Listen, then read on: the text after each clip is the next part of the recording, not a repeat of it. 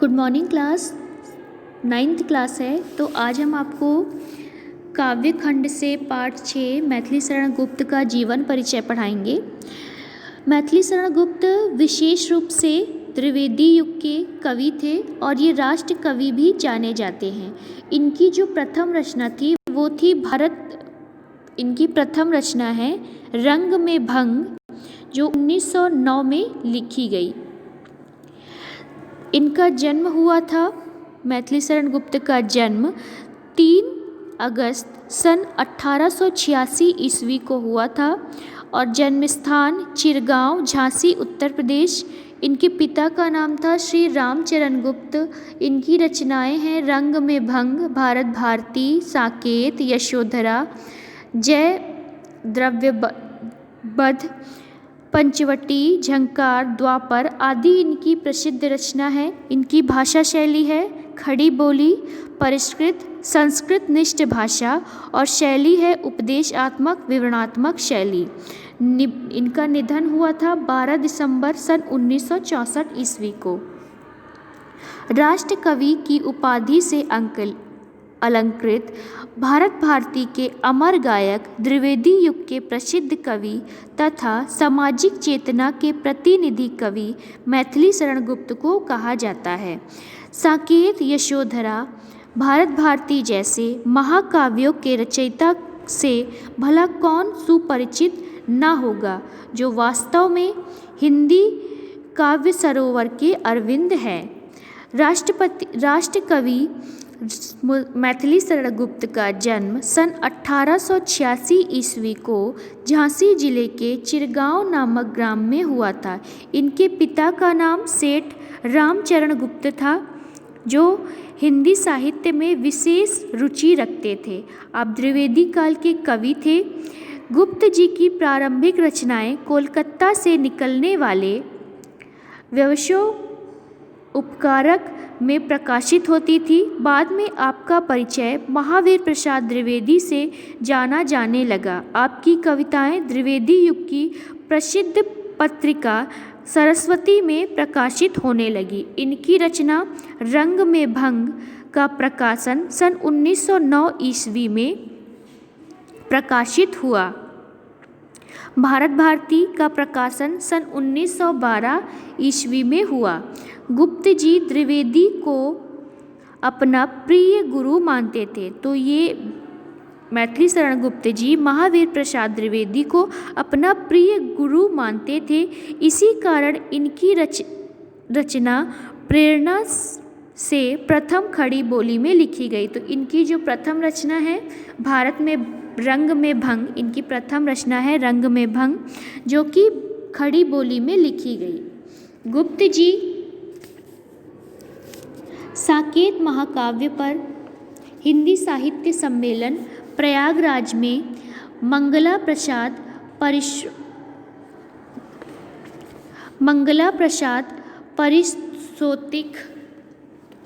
पारितोषिक आगरा तथा प्रयाग विश्वविद्यालय द्वारा डीलिट की मानद उपाधि तथा भारत सरकार ने सन 1954 ईस्वी में इन्हें पद्म भूषण से सम्मानित किया।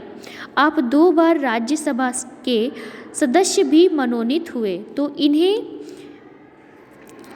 इन्हें इलाहाबाद विश्वविद्यालय में डीलिट की उपाधि मिली।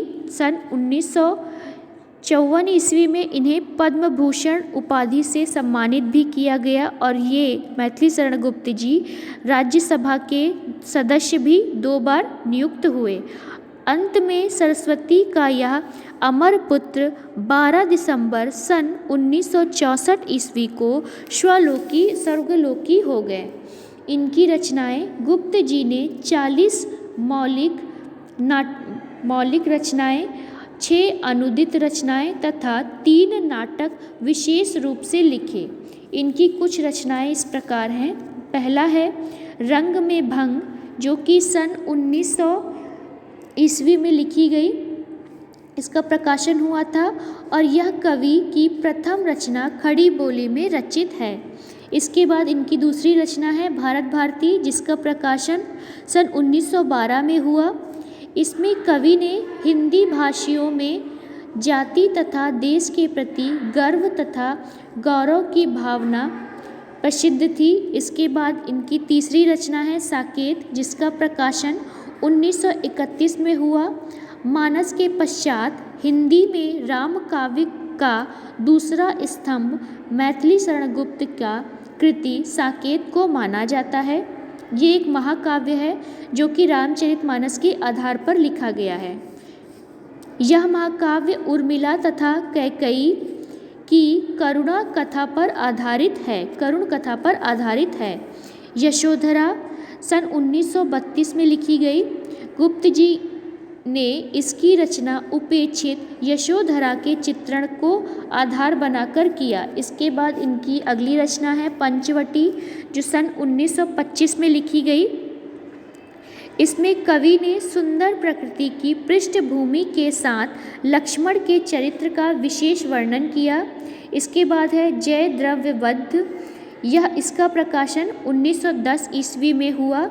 इसमें गुप्त जी ने खंड काव्य के माध्यम से हरि गीतिका छंद में रचित जय द्रव्यवध का मरण तक का वर्णन किया है। इसके अतिरिक्त इनकी रचना जय भारत, अघन, अनघ, द्वापर, विष्णुप्रिया, झंकार, सिद्धराज, पृथ्वीपुत्र आदि इनकी रचना है। नाटक इन्होंने गुप्त जी ने अनघ, तिलोत्तमा तथा चंद्रहास नाटक की रचना की।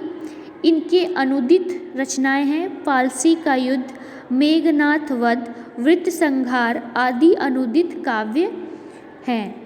इसके बाद इनकी भाषा शैली हिंदी काव्य में खड़ी बोली को प्रतिष्ठित करने वाले मैथिली शरण गुप्त का महत्वपूर्ण भूमिका रही। आपने प्रायः शुद्ध संस्कृत साहित्यिक एवं परिमार्जित खड़ी बोली में काव्य रचनाएं की। गुप्त जी ने खड़ी बोली के सरल तथा सहज रूप को अपने काव्य का आधार बनाया। आपकी भाषा सुगठित, सरल तथा ओज एवं प्रसाद गुण से युक्त है। गुप्त जी ने अपने काव्य में संस्कृत, उर्दू, अंग्रेजी तथा प्रचलित शब्दों का प्रयोग किया।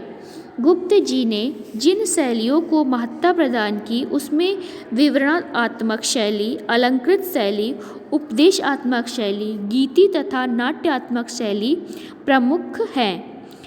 आधुनिक युग के प्रायः जितनी भी शैलियाँ प्रचलित हैं उसमें से अधिकांश शैलियों का प्रयोग गुप्त जी अपने काव्य में किया है। इसके अलावा डॉक्टर राजेश्वर प्रसाद चतुर्वेदी जी ने गुप्त जी के विषय में लिखा है कि गुप्त जी अपनी भाव रश्मियों से हिंदी साहित्य को प्रकाशित करने वाले युग के प्रतिनिधि कवि थे। 40 वर्षों तक निरंतर उनकी रचनाओं में युग स्वर गूंजता रहा। उन्होंने गर्वपूर्ण अतीत को प्रस्तुत करने के साथ ही भविष्य का भी भव्य रूप प्रस्तुत किया। तो बच्चों, ये आपका हो गया मैथिली शरण गुप्त का जीवन परिचय। तो हमने आज आपको मैथिली शरण गुप्त का जीवन परिचय बता दिया है। आप इसको अपनी कॉपी में लिख लीजिएगा। तो बच्चों, आज के लिए बस इतना ही। Thank you.